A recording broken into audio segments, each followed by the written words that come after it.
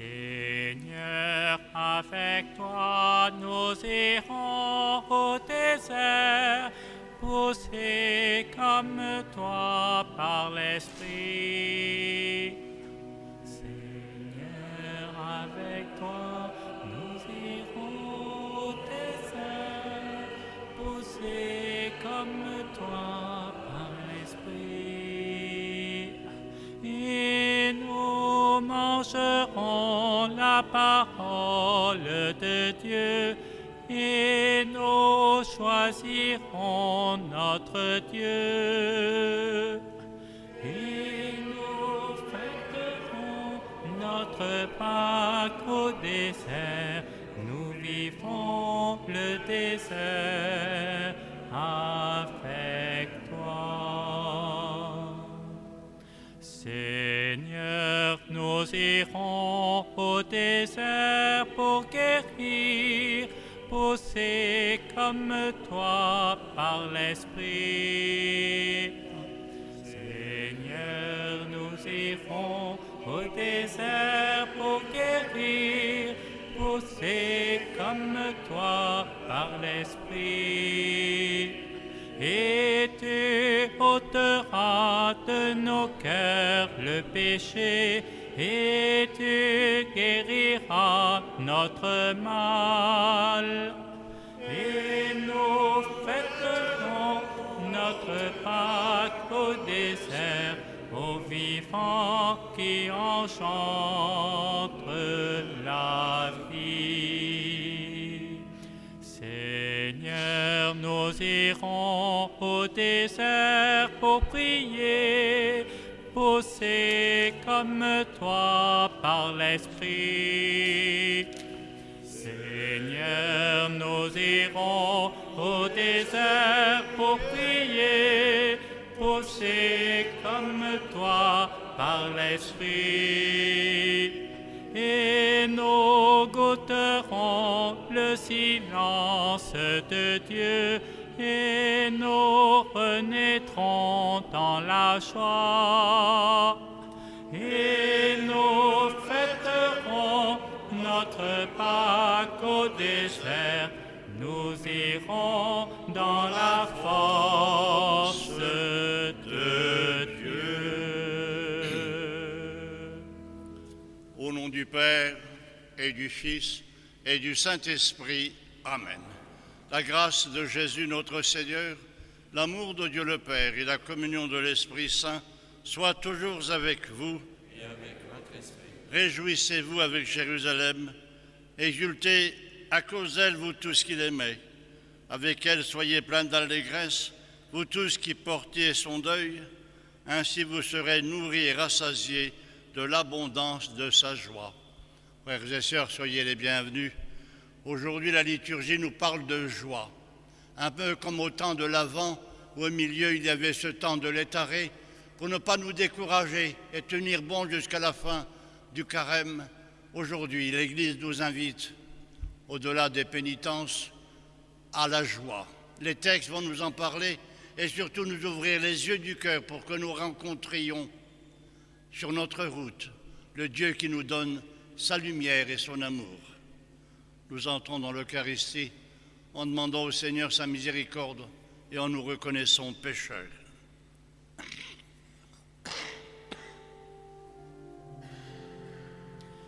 Seigneur, prends pitié. Seigneur, prends pitié. Ô Christ, prends pitié. Ô Christ, prends pitié. Seigneur, prends pitié. Seigneur, prends pitié. Que Dieu Tout-Puissant nous fasse miséricorde, qu'il nous pardonne nos péchés, qu'il nous conduise à la vie éternelle. Prions. Dieu, qui a réconcilié avec toi toute l'humanité en lui donnant ton propre Fils, augmente la foi du peuple chrétien pour qu'il se hâte avec amour au-devant des fêtes pascales qui approchent, par Jésus, le Christ, notre Seigneur. Veuillez vous asseoir.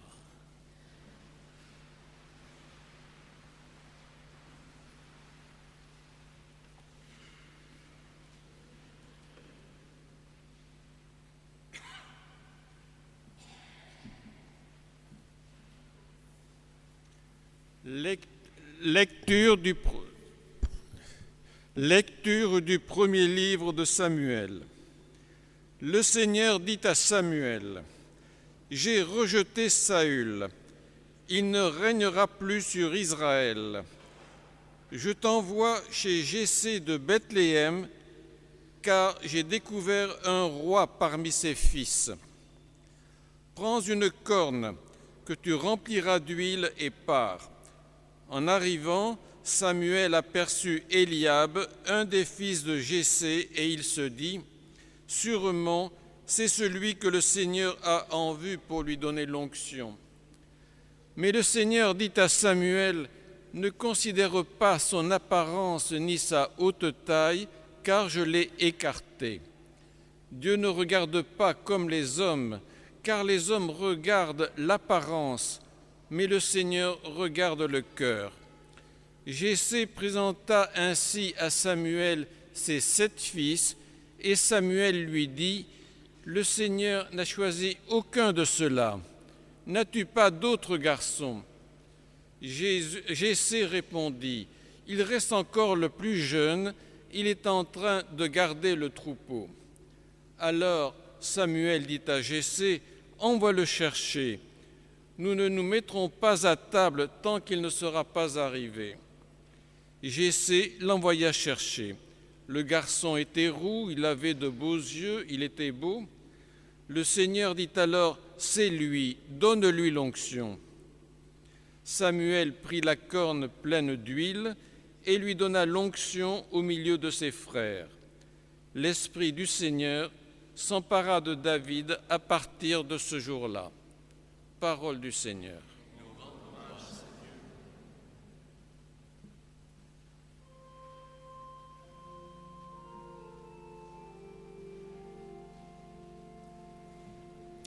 Le Seigneur est mon berger, rien ne saurait me manquer. Le Seigneur est mon berger, je ne manque de rien. Sur des prés d'herbes fraîches, il me fait reposer. Le Seigneur est mon berger, rien ne saurait me manquer. Il me mène vers les eaux tranquilles et me fait revivre. Il me conduit par le juste chemin pour l'honneur de son nom. Le Seigneur est mon berger, rien ne saurait me manquer. Si je traverse les ravins de la mort, je ne crains aucun mal, car tu es avec moi, ton bâton me guide et me rassure. Le Seigneur est mon berger, rien ne saurait me manquer.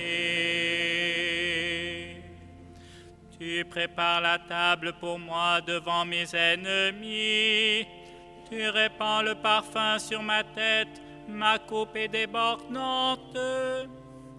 Le Seigneur est mon berger, rien ne saurait me manquer. Grâce et bonheur m'accompagnent tous les jours de ma vie. J'habiterai la maison du Seigneur pour la durée de mes jours. Le Seigneur est mon berger, rien ne saurait me manquer.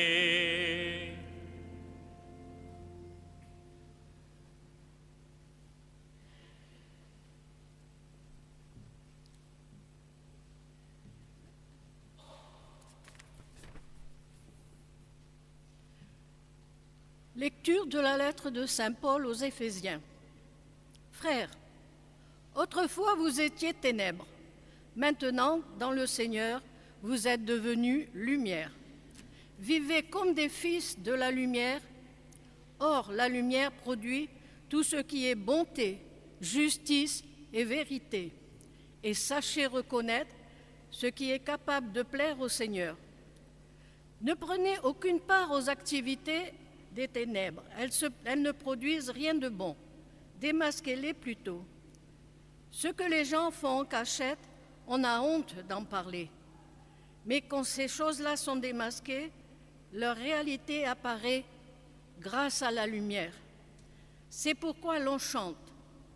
Réveille-toi, ô toi qui dors, relève-toi d'entre les morts, et le Christ t'illuminera. Parole du Seigneur.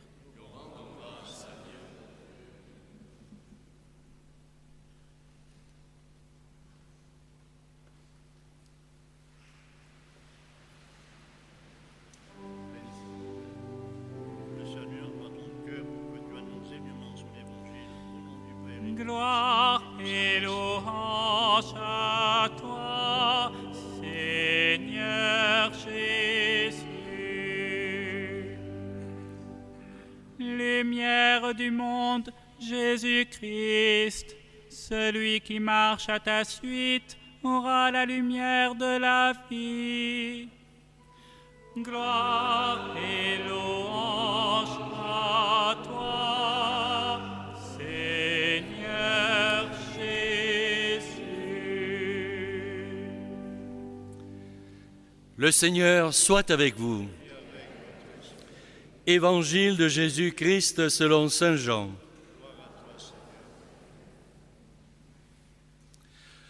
En sortant du temple, Jésus vit sur son passage un homme qui était aveugle de naissance. Il cracha sur le sol et, avec la salive, il fit de la boue, qu'il appliqua sur les yeux de l'aveugle. Et il lui dit : « Va te laver à la piscine de Siloé. » Ce nom signifie « envoyé ». L'aveugle y alla donc et il se lava. Quand il revint, il voyait. Ses voisins et ceux qui étaient habitués à le rencontrer, car il était mendiant, dirent alors : « N'est-ce pas celui qui se tenait là pour mendier ?» Les uns disaient : « C'est lui ». Les autres disaient : « Pas du tout, c'est quelqu'un qui lui ressemble. » Mais lui affirmait : « C'est bien moi. » On amena aux pharisiens cet homme qui avait été aveugle. Or, c'était un jour de sabbat que Jésus avait fait de la boue et lui avait ouvert les yeux. À leur tour, les pharisiens lui demandèrent : « Comment se fait-il que tu vois ?» Il leur répondit : « Il m'a mis de la boue sur les yeux, je me suis lavé et maintenant je vois. » Certains pharisiens disaient : « Celui-là ne vient pas de Dieu, puisqu'il n'observe pas le repos du sabbat. » D'autres répliquaient : « Comment un homme pécheur pourrait-il accomplir des signes pareils ?» Ainsi donc, ils étaient divisés. Alors, il s'adresse de nouveau à l'aveugle. « Et toi, que dis-tu de lui, puisqu'il t'a ouvert les yeux ?» Il dit : « C'est un prophète. » Ils répliquèrent : « Tu es tout entier plongé dans le péché depuis ta naissance, et tu nous fais la leçon ?» Et ils le jetèrent dehors. Jésus apprit qu'il l'avait expulsé. Alors il vint le trouver et lui dit : « Crois-tu au Fils de l'homme » Il répondit : « Et qui est-il, Seigneur, pour que je croie en lui ?» Jésus lui dit : « Tu le vois, et c'est lui qui te parle. » Il dit : « Je crois, Seigneur. » Et il se prosterna devant lui. Acclamons la parole de Dieu. Louange à toi, Seigneur Jésus.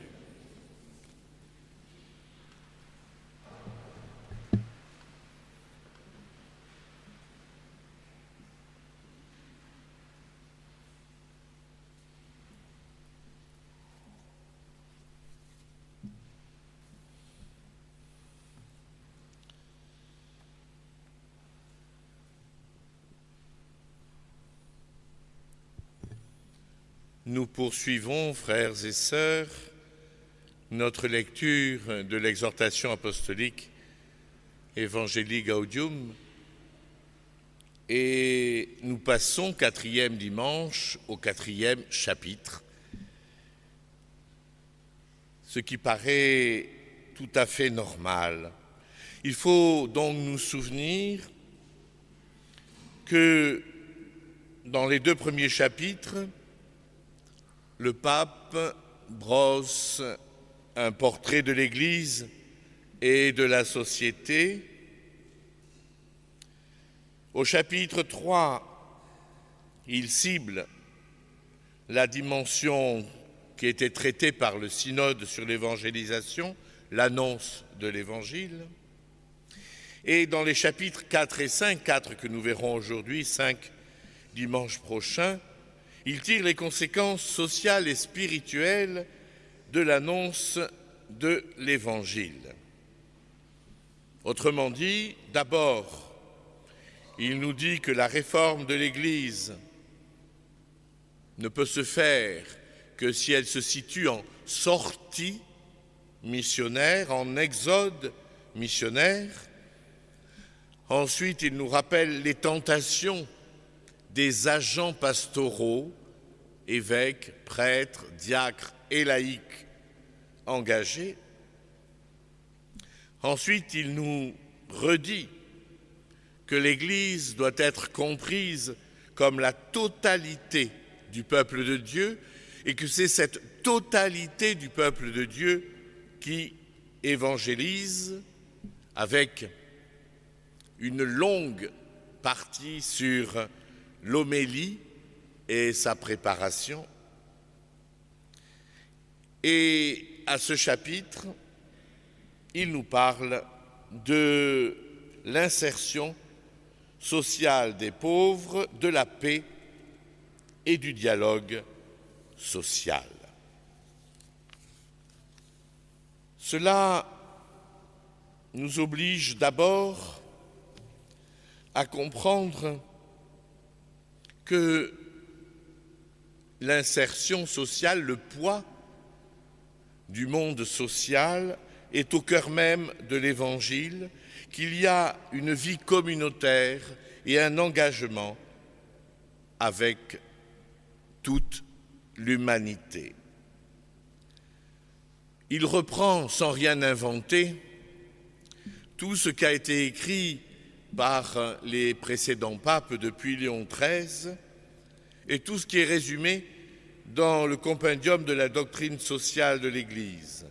Lien fort entre évangélisation et société, avec 2 questions parfaitement ciblées, l'intégration sociale des pauvres et la recherche de la paix et du dialogue. Bien entendu, le pape souligne la dignité des pauvres. Les pauvres ont une place de choix dans le cœur de Dieu, au point que lui-même s'est fait pauvre. Tout le chemin de notre rédemption est marqué par les pauvres. Pour l'Église, l'option pour les pauvres est une catégorie théologique avant d'être culturelle, sociologique, politique ou philosophique. On comprend de suite que le pape François est un pasteur et qu'il connaît toutes les théologies, mais qu'il ne se laisse pas enfermer dans les dimensions marxistes ou politiques de ces théologies. Cette semaine, si cela n'était triste, j'aurais bien ri. J'ai eu rendez-vous avec une journaliste. Quand je lui ai demandé au téléphone pourquoi elle voulait qu'on se rencontre, pour diverses choses. Je l'ai donc reçue. Et effectivement, les premières minutes étaient sur diverses choses. Autrement dit, ce que vous faites et ce que nous faisons tous en parlant autour d'une tasse de thé, ne rien dire en employant des mots. Mais je cherchais quand même pourquoi l'invitation, pourquoi la présence. Et c'est arrivé. Au bout d'un moment, elle me dit « Monsieur le curé, est-ce que vous pouvez m'expliquer pourquoi le pape est de gauche ?» Alors là, je l'ai regardé avec un grand sourire, ayant le choix entre diverses options, la mettre à la porte, éclater de rire, ou essayer de lui répondre. Parce que c'est effectivement une idée qui traîne. À partir du moment où on s'occupe des pauvres, on est donc de gauche, comme si ça allait de soi, et comme si les autres n'avaient pas à s'en occuper, et comme si l'Église ne s'était pas toujours occupée des pauvres. Et je le dis au cas il y en a qui se soient trompés d'église, depuis Jésus-Christ, on n'a rien inventé. Alors j'ai expliqué à cette brave journaliste, au demeurant cultivée et qui avait l'air intelligente, que justement l'option pour les pauvres datait de Jésus-Christ. Et que même là-dessus, Jésus-Christ n'avait rien inventé, qu'il avait pris toutes ces idées dans l'Ancien Testament, ces merveilleux livres où l'on nous explique que tout pauvre a la faveur de Dieu. Si je dis cela, c'est parce que ça vient de m'arriver, mais qu'en même temps, le pape en parle un peu différemment. Toute communauté de l'Église, dans la mesure où elle prétend rester tranquille, sans se préoccuper de manière créative et sans coopérer avec efficacité pour que les pauvres vivent avec dignité et pour l'intégration de tous, court aussi le risque de la dissolution. Court aussi le risque de la dissolution, même si elle parle de thèmes sociaux ou critique les gouvernements, elle finira facilement par être dépassée par la mondanité spirituelle. En clair, il ne suffit pas de barboter du bout des lèvres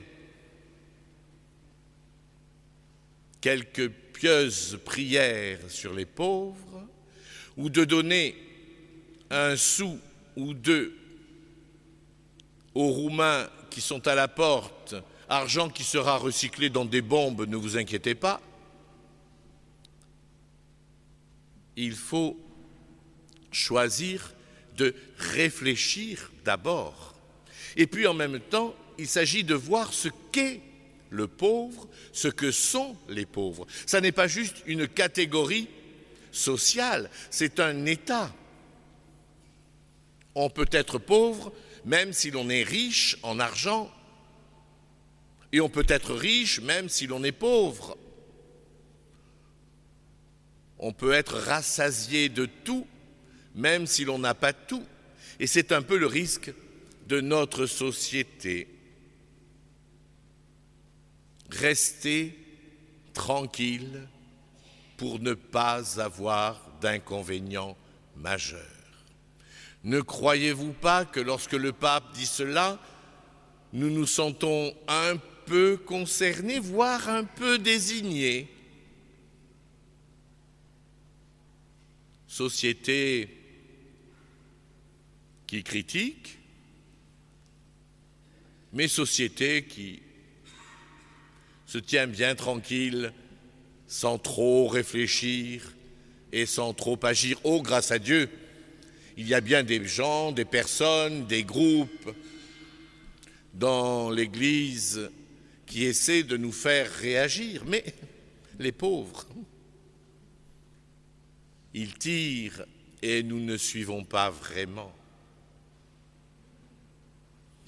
Il est nécessaire, poursuit le pape, d'avoir un respect total pour toute situation qui demande de la miséricorde. Et il rappelle ces nouvelles formes de pauvreté que sont, par exemple, les toxicodépendants ou même les personnes âgées isolées. Vous voyez, la pauvreté n'est pas juste un état qui nous conviendrait à nous, celui qui fait la manche devant notre église, mais l'état de pauvreté est l'état où l'on n'est plus en adéquation avec la société dans laquelle on vit et où se crée un gouffre entre la personne et le monde où elle vit. Nous devons avoir cela en tête parce que le pape suit son raisonnement en donnant juste après un éclairage sur ce qui lui semble important dans ce cadre-là, la recherche de la paix. La recherche de la paix ne peut se faire que liée à la justice. Une paix qui n'est pas le fruit du développement intégral de tous n'aura pas d'avenir et sera toujours semence de nouveaux conflits et de nouvelles formes de violence. Il propose 4 principes pour orienter le développement de la cohabitation et la construction d'un peuple. Le temps est supérieur à l'espace. Les citoyens vivent en tension entre la conjoncture du moment et la lumière du temps, d'un horizon plus grand, de l'utopie qui nous ouvre sur l'avenir comme cause finale qui attire. De là surgit un premier principe pour avancer dans la construction d'un peuple. Le temps est supérieur à l'espace. Ce principe permet de travailler à long terme sans être obsédé par les résultats immédiats. C'est exactement ce que nous venons de vivre cette semaine avec les élections municipales, où beaucoup ont bradé leurs idées pour avoir des postes. L'immédiateté a dirigé la pensée au lieu que la longueur du temps fasse prendre la bonne décision. Deuxièmement, l'unité prévaut sur le conflit. Accepter de supporter le conflit, de le résoudre, de le transformer en un maillon d'un nouveau processus, principe indispensable pour construire l'amitié sociale. Troisième point, la réalité est plus importante que l'idée. Cela suppose d'éviter diverses manières d'occulter la réalité. Les purismes évangéliques, dit-il, les totalitarismes du relativisme, et il cite Benoît XVI, les intellectualismes sans sagesse. Quatrième point, le tout est supérieur à la partie. On ne doit pas être trop obsédé par des questions limitées ou particulières. Il faut toujours élargir le regard pour reconnaître un bien plus grand qui sera bénéfique à tous. L'intérêt de tous prime l'intérêt particulier.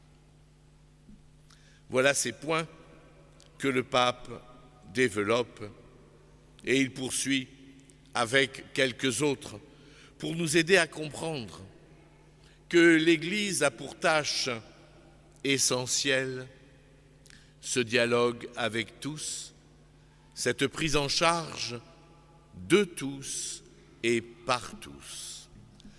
Alors, frères et sœurs,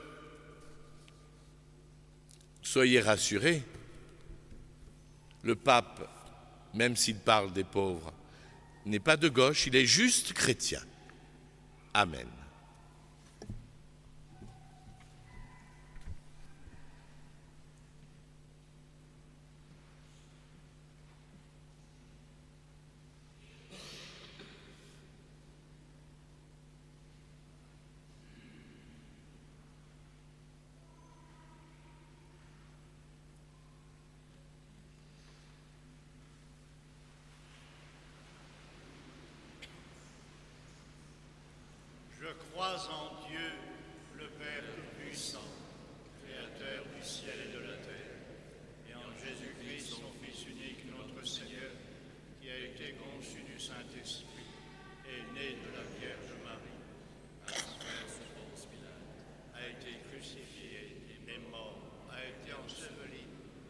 descendu aux enfers.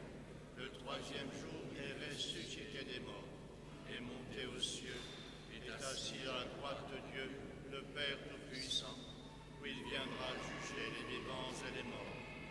Je crois en l'Esprit Saint, à la Sainte Église catholique, à la communion des saints, à la rémission des péchés, à la résurrection de la chair, à la vie éternelle.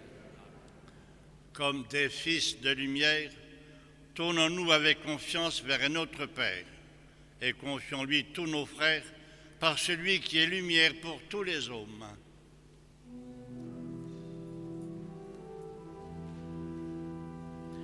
Dans ta miséricorde, Seigneur, écoute-nous.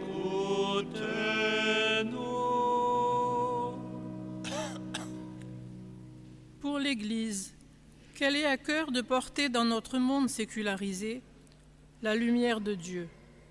Ensemble, prions. Dans ta miséricorde, Seigneur, écoute-nous.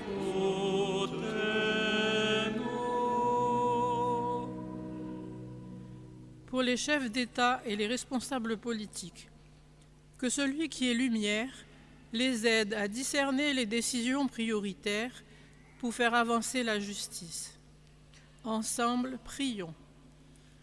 Dans ta miséricorde, Seigneur, écoute-nous.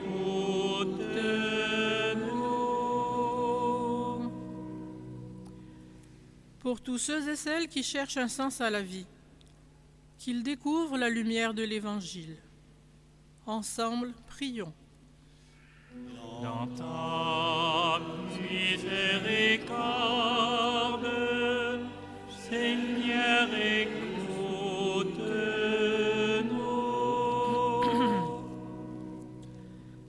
Pour tous les enfants, les jeunes, les adultes en marche vers le baptême, qu'ils se laissent éclairer par la lumière de la parole pour en vivre au quotidien.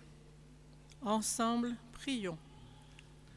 Dans ta miséricorde,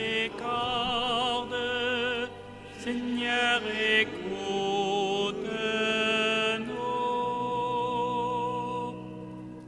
Père très bon, éclaire notre marche en ce temps ou en ce monde pour que nous avancions dans la vie en enfants de lumière. Nous te prions par le Christ qui est lumière du monde aujourd'hui et pour les siècles des siècles. Amen. Vous voulez vous asseoir.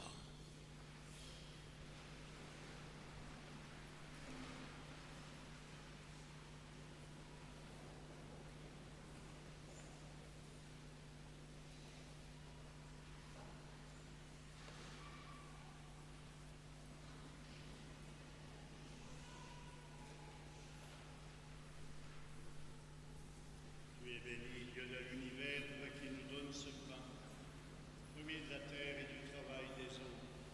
Nous te le présentons, il deviendra le pain de la vie.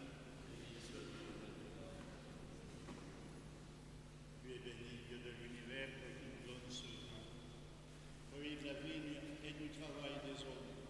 Nous te le présentons, il deviendra le vin du royaume éternel.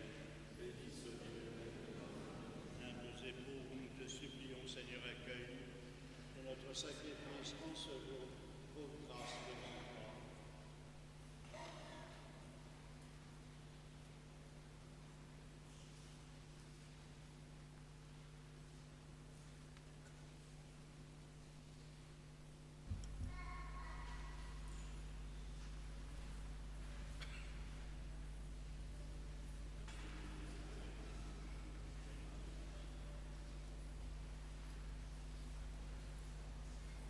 Lave-moi de mes fautes, Seigneur, de mon péché, purifie-moi.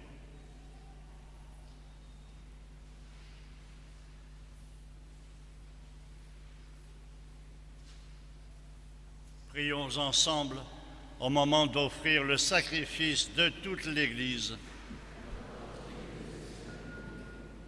Seigneur, nous te présentons dans la joie le sacrifice qui sauve notre vie et nous te prions humblement accorde-nous de le célébrer avec respect et de savoir l'offrir pour le salut du monde par Jésus, le Christ, notre Seigneur.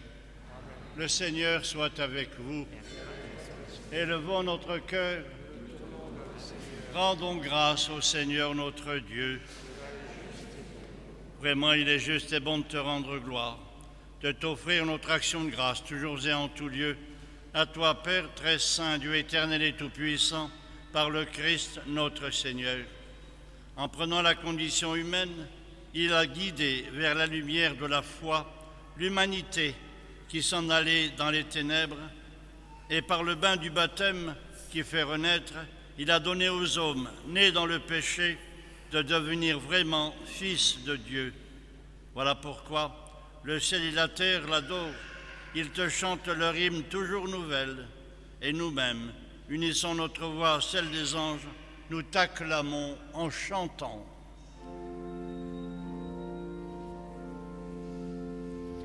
Saint, Saint, Saint le Seigneur, Dieu de l'univers. Le ciel et la terre sont remplis de ta gloire. Hosanna, Hosanna, au plus haut des cieux. Saint, Saint, Saint le Seigneur, Dieu de l'univers. Béni soit celui qui vient au nom du Seigneur. Hosanna, Hosanna, au plus haut des cieux. Toi qui es vraiment saint, toi qui es la source de toute sainteté, nous voici rassemblés devant toi. Et dans la communion de toute l'Église, en ce premier jour de la semaine, nous célébrons le jour où le Christ est ressuscité d'entre les morts. Par lui, que tu as élevé à ta droite, Dieu notre Père, nous te prions, sanctifie ces offrandes, en répandant sur elles ton esprit, qu'elles deviennent pour nous le corps et le sang de Jésus, le Christ notre Seigneur. Au moment d'être livré et d'entrer librement dans sa passion, il prit le pain, il rendit grâce, il le rompit et le donna à ses disciples en disant « Prenez et mangez-en tous, ceci est mon corps livré pour vous. »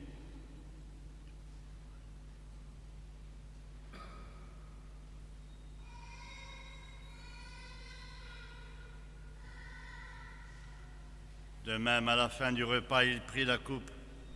De nouveau, il rendit grâce et la donna à ses disciples en disant « Prenez et buvez-en tous, car ceci est la coupe de mon sang, le sang de l'alliance nouvelle et éternelle, qui sera versé pour vous et pour la multitude en rémission des péchés.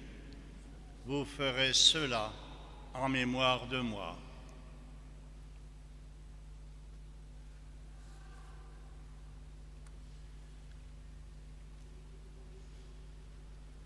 Il est grand le mystère de la foi. À mort, Seigneur Jésus, nous célébrons ta résurrection. Faisant ici mémoire de la mort et de la résurrection de ton Fils, nous t'offrons, Seigneur, le pain de la vie et la coupe du salut, et nous te rendons grâce, car tu nous as choisis pour servir en ta présence. Humblement, nous te demandons qu'en ayant part au corps et au sang du Christ, nous soyons rassemblés par l'Esprit Saint en un seul corps. Souviens-toi, Seigneur, de ton Église, répandue à travers le monde, fais-la grandir dans ta charité, avec le pape François, notre évêque André, et tous ceux qui ont la charge de ton peuple. Souviens-toi aussi de nos frères qui se sont endormis dans l'espérance de la résurrection et de tous les hommes qui ont quitté cette vie. Nous te confions les défunts de nos familles. Ce matin, nous te confions Marie et Charlotte Longhi, Mireille Klein, le défunt de la semaine passée, Suzanne Biré et Jean Porte. Reste palais dans ta lumière auprès de toi. Sur nous, tous enfants, nous implorons ta bonté. Permets qu'avec la Vierge Marie, la bienheureuse Mère de Dieu, avec Saint Joseph, son époux, avec les apôtres, les saints de tous les temps qui ont vécu dans ton amitié, nous ayons part à la vie éternelle, et que nous chantions ta louange par Jésus-Christ, ton Fils bien-aimé. Par lui, avec lui et en lui, à toi, Dieu le Père Tout-Puissant, dans l'unité du Saint-Esprit, tout honneur et toute gloire, pour les siècles des siècles. Amen. Prions. Comme nous l'avons appris du Sauveur et selon son commandement, nous osons dire « Notre Père qui es aux cieux, que ton nom soit sanctifié, que ton règne vienne, que ta volonté soit faite sur la terre comme au ciel. Donne-nous aujourd'hui notre pain de ce jour. Pardonne-nous nos offenses, comme nous pardonnons aussi à ceux qui nous ont offensés. Et ne nous soumets pas à la tentation, mais délivre-nous du mal. Délivre-nous de tout mal, Seigneur, et donne la paix à notre temps. Par ta miséricorde, libère-nous du péché. Rassure-nous devant les épreuves en cette vie, où nous espérons le bonheur que tu promets et l'avènement de Jésus-Christ, notre Sauveur, car c'est à toi qu'appartiennent le règne, la puissance et la gloire pour les siècles. Seigneur Jésus-Christ, tu as dit à tes apôtres, je vous laisse la paix, je vous donne ma paix. Ne regarde pas nos péchés, mais la foi de ton Église. Pour que ta volonté s'accomplisse, donne-lui toujours cette paix et conduis-la vers l'unité parfaite, toi qui règnes pour les siècles des siècles. Que la paix du Seigneur soit toujours avec vous. Et avec votre esprit. Frères et sœurs, dans la charité du Christ, donnez-vous la paix. La paix soit avec toi. La paix soit avec toi. Avec toi.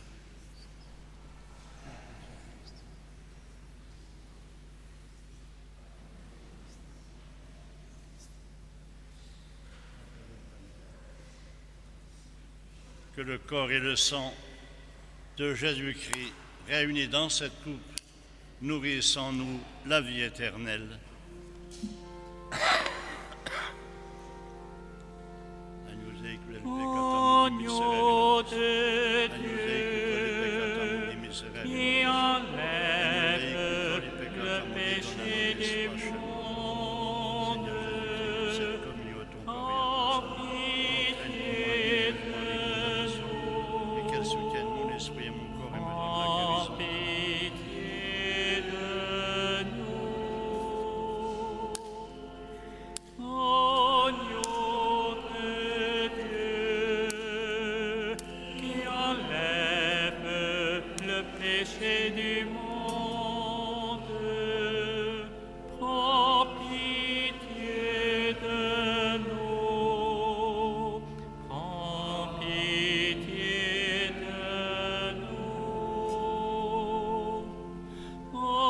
Agneau de Dieu, qui enlève le péché du monde, donne-nous la paix. Donne-nous la paix. Heureux les invités au repas du Seigneur. Voici l'agneau de Dieu qui enlève le péché du monde. Seigneur, je ne suis pas digne de te recevoir, mais dis seulement une parole et je serai guéri.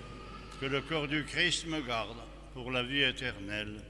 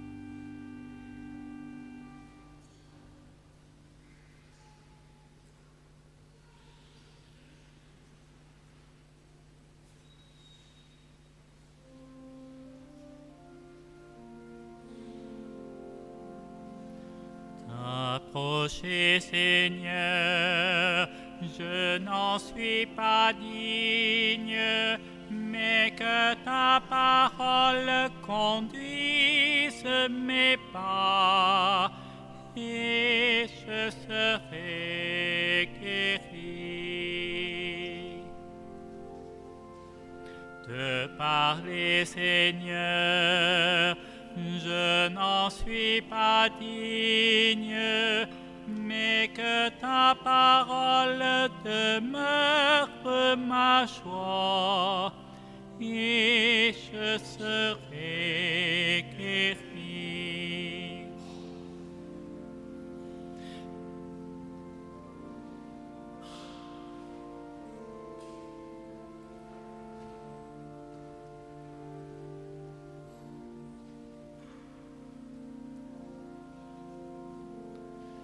T'inviter, Seigneur, je n'en suis pas digne, mais que ta parole habite mon toit, et je serai guéri.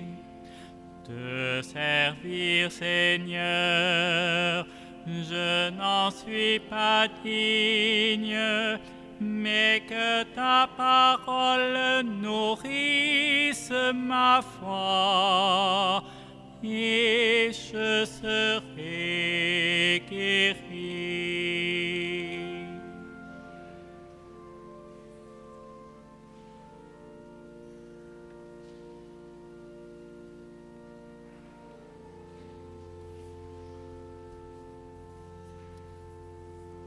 Dans l'Évangile aujourd'hui, le Seigneur a d'abord ouvert les yeux de l'aveugle. Il a vu ce qui se passait autour de lui, mais ça n'était pas suffisant, il n'avait pas encore la foi. Seule la rencontre avec le Christ lui a permis d'avoir la foi. Cet aveugle, devenu voyant, représente l'humanité. Beaucoup ont les yeux du corps ouverts. Ils n'ont pas encore découvert qui a créé ce monde et n'ont pas encore la foi. Alors à nous les chrétiens de garder notre foi, de voir l'œuvre de Dieu à l'œuvre autour de nous. Et comme disait le texte tout à l'heure, si nous avons du monde autour de nous qui pose question, à nous d'être les témoins pour dire que le Seigneur est présent. C'est lui qui ouvre les yeux et qui nous fait comprendre son œuvre en chacun de nous. Si vous avez des feuilles violettes, vous pouvez les emporter, ce sont les rendez-vous de la semaine. Deuxième chose, des petits livrets pour le pèlerinage diocésain à Lourdes en fin juin, début juillet. Et puis, deux choses encore, l'enveloppe de carême pour donner au temps des rameaux, c'est votre don, votre participation à l'effort du carême dans la charité, le partage. Et puis enfin, le journal du mois d'avril, intéressant pour lire, comme lecture pour nous préparer, méditation au temps de fin de carême et de Pâques. Si vous voulez vous lever, nous terminons. Dieu qui éclaire tout homme venant dans ce monde, illumine nos cœurs par la clarté de ta grâce, afin que toutes nos pensées soient dignes de toi et notre amour de plus en plus sincère, par Jésus, le Christ, notre Seigneur. Le Seigneur soit avec vous. Que Dieu Tout-Puissant vous bénisse et vous garde, le Père, le Fils et le Saint-Esprit. Amen. Allez, dans la paix du Christ, Nous rendons grâce à Dieu.